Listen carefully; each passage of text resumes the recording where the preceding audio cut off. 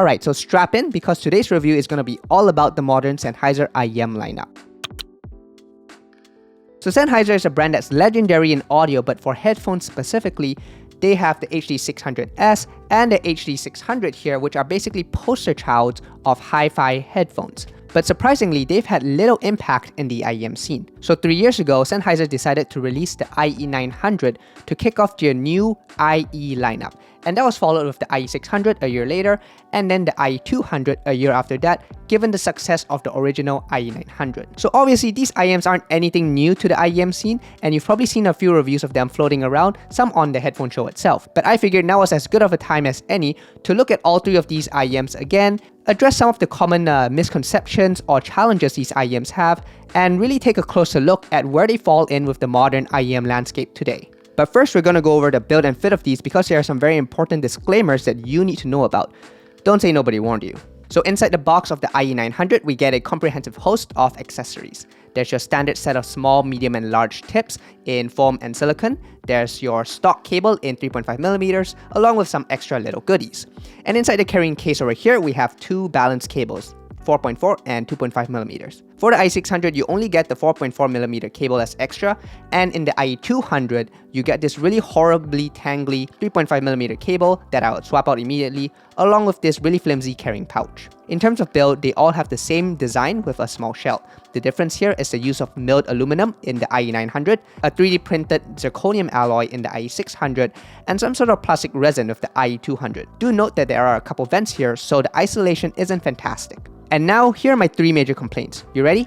The first is that Sennheiser uses a semi-proprietary MMCX system. The issue here is that the connector is slightly recessed and there's a collar here that prevents most other MMCX cables from connecting. This is probably why they give you the extra balanced cables in the IE900. So if you're wanting to replace the stock cable, you're going to have to buy something that will specifically fit the IE series. Something that might work is this $30 triple win amber cable here that a few folks on Headphone have confirmed that it works. And I would recommend looking for a replacement cable with these IEMs because I think Sennheiser really shot themselves in the foot with this cable here. It's very loose feeling when it turns around, the hooks aren't great, and every time I put it in my ear and I turn my head a little bit, it intermittently disconnects, which is extremely annoying as no other IEMs in the industry have this issue. What are you doing, Sennheiser? Second is that the silicone tips are weirdly thin and slippery and floppy. I find that it's hard to get a consistent seal in my ears, and the very first time I tried them at a local demo shop, I basically gave up immediately. Now these tips do have a bit of foam in them to help attenuate the treble, but honestly, this effect is pretty minor, so don't worry about switching to other tips. The third complaint I have with these IEMs is around its shell design and ergonomics. The nice thing is that these shells are really small, especially compared to those oversized IEMs coming out nowadays. But this smallness is a bit of a double-edged sword, especially combined with the size of its nozzle and angle. So when I grip this IEM, there's not a lot of body for me to hold on to when I put it in my ear. And when I do put it in my ear, I kind of have to push on the face of the IEM in order to get a deeper fit and insert. This is not very intuitive compared to many of the IEMs currently out on the market. So there is going to be a bit of a learning curve, especially if you're trying to get a perfect seal of this IEM. But once it's in my ear, I did find it relatively comfy, and I didn't really have too many issues with trying to, keep it nicely in place. Just don't try to push it in too far because, especially if the milled aluminum shell of the IE900, it will start digging a bit into your ear. Alright, now with all the disclaimers finally out of the way, let's talk about sound. The interesting thing with these three IEMs is that they all used a shared single dynamic driver. It is Sennheiser's proprietary 7mm true response transducer. The only difference then is how they are tuned within the shell acoustically. With the IE900, it's milled right into its shell 3 Helmholtz resonators, which is what Sennheiser calls their X3R technology. With the IE600, it uses a dual 2-chamber absorber system. And finally, for the IE200, I don't actually know, Sennheiser doesn't actually tell us, marketing probably couldn't think of anything fancy here. At any rate, it's this 7mm driver that I think gives these three IEMs a fairly unique sound. They all have a number of similar characteristics and a sort of shared DNA that I'll be exploring throughout this review. So here's the frequency response of all three IEMs. If you're not familiar with how to read this, I'll link in the description some resources, including this video from Resolve that explains it. But at a very high level, the white gray bands here represent preference bounds that suggest the limits of how much deviation or tonal color a headphone or IEM could have that people still found acceptable without starting to be perceived as imbalanced. As we can see overall, the Sennheiser IEMs have a sort of V-shaped tuning going on. There's a lot of bass right to the edge of the preference bounds. The mid-range for the IE200 and IE600 are mostly within the gray region, but the IE900 definitely steps out and does sound timbrally off. We'll get back to this later. And for the treble, there's a wideband elevation overall, which is characteristic of this dynamic driver. It does exceed the preference bound, so there's no questions that these IEMs are on the brighter side. But do keep in mind that these graphs are done using the IEC711 cone coupler, which is not very accurate in a treble. Just look at the overall shape, but don't read too much into the exact peaks and valleys.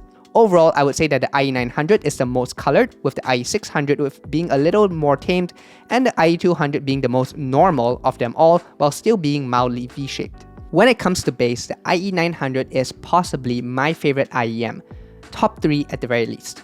Of course, bass is very subjective, it depends on how it feels inside your ear, the qualities that you look for, but personally, for my preferences and the music that I listen to, I think the IE900 absolutely nails what makes bass great.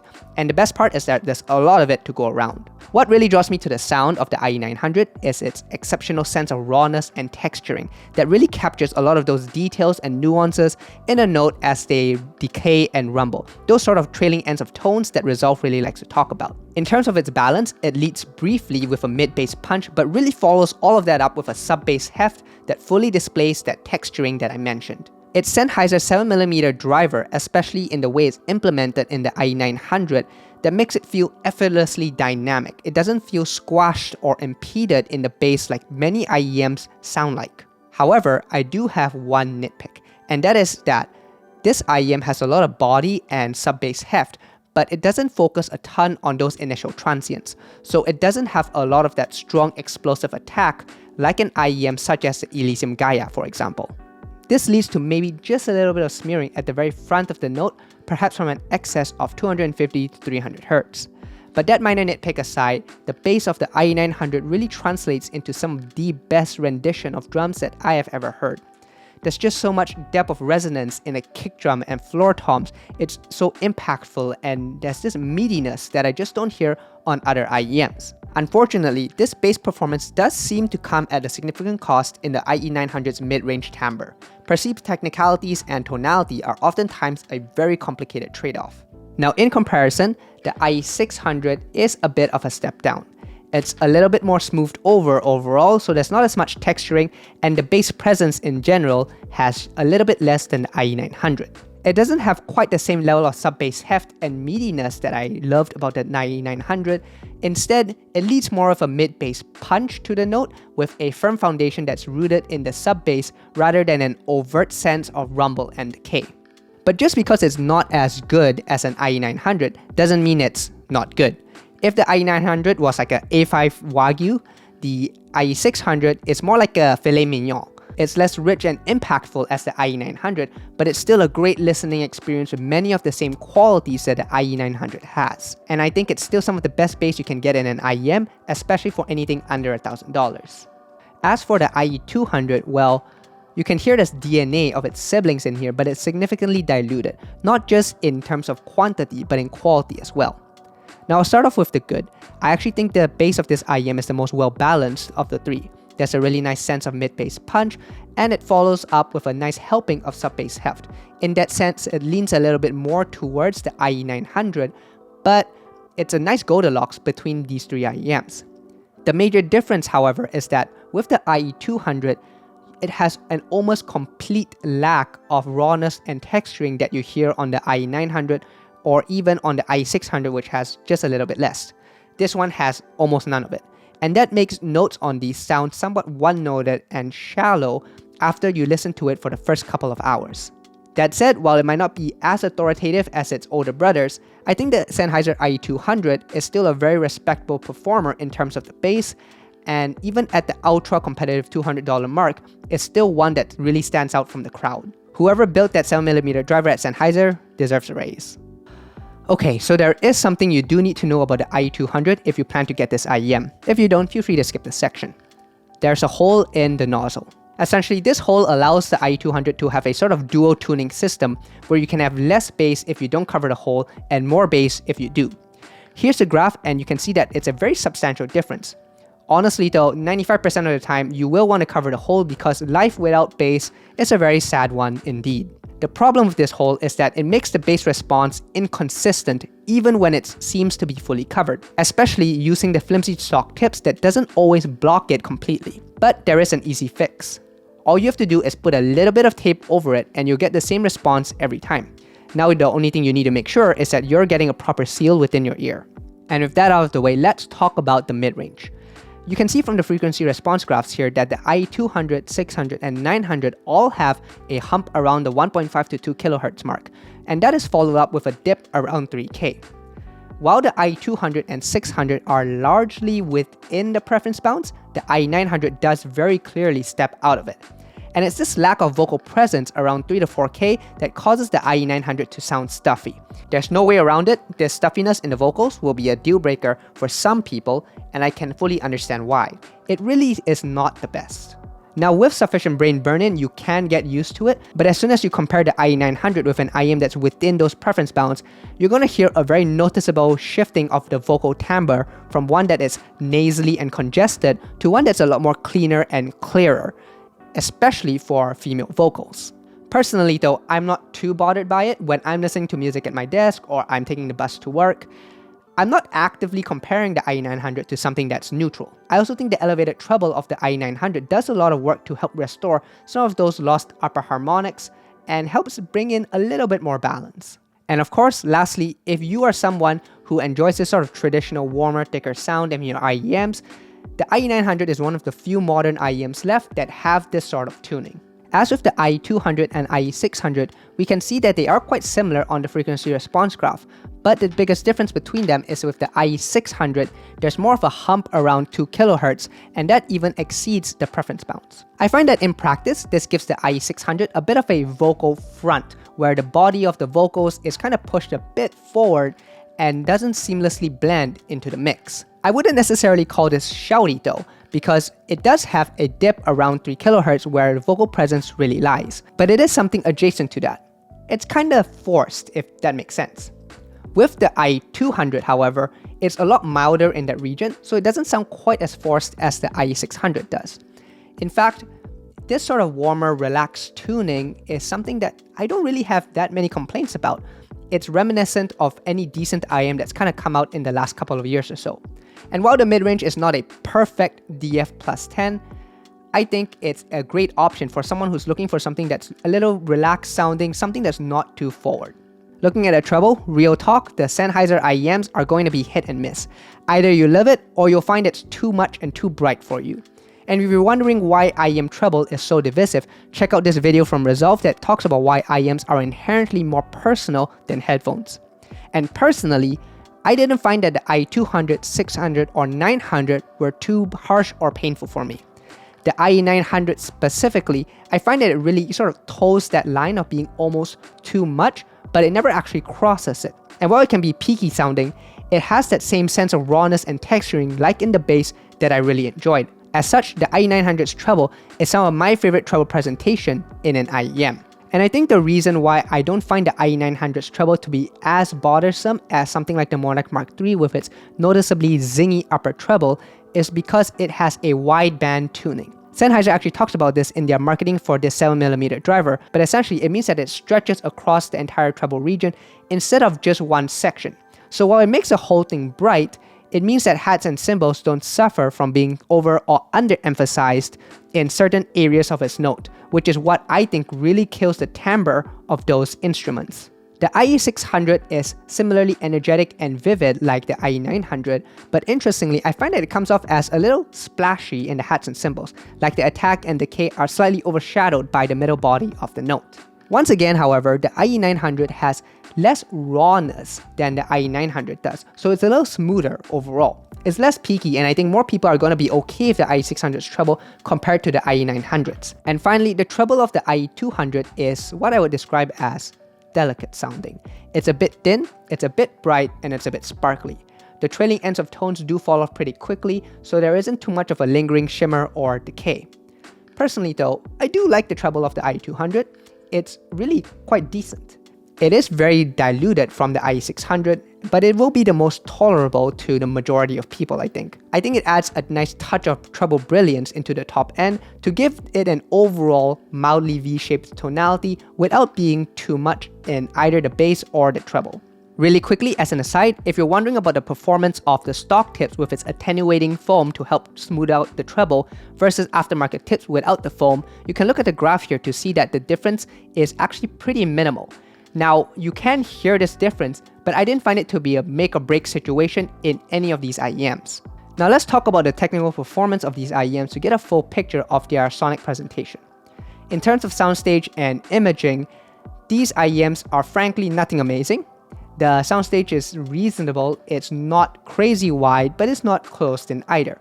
Imaging is fairly nuanced, notes do sweep across the stereo field left to right sort of, in a way that isn't concentrated in any one area. The i600 has a bit more of a center forward image, while the i200 and 900 are a little more pushed back, likely because of the differences in their mid-range presentation. Overall, the i900 I would say is a little bit better than the i600 in terms of soundstage and imaging and layering, and the i200 is definitely a bit of a step back, especially in the layering where it's its major weakness. For something that's more of a bass head tuning, the i900 is honestly better than I expected in terms of its resolution. It's not that it highlights a lot of hidden notes or passages that I don't normally pick up on, but rather it exhibits superb timbral control, where that texturing and rawness that I keep talking about really draws out a lot of the details and nuances within a note, so I'm never left with that sort of one-noted bass syndrome. It just adds an extra dimension to the sound of the i900, and it's just really good. Now for the IE600, it does lack a layer of oomph and rawness that the IE900 has, but honestly, unless you're comparing them side by side like I am, I really doubt you'll find that the IE600 is lacking.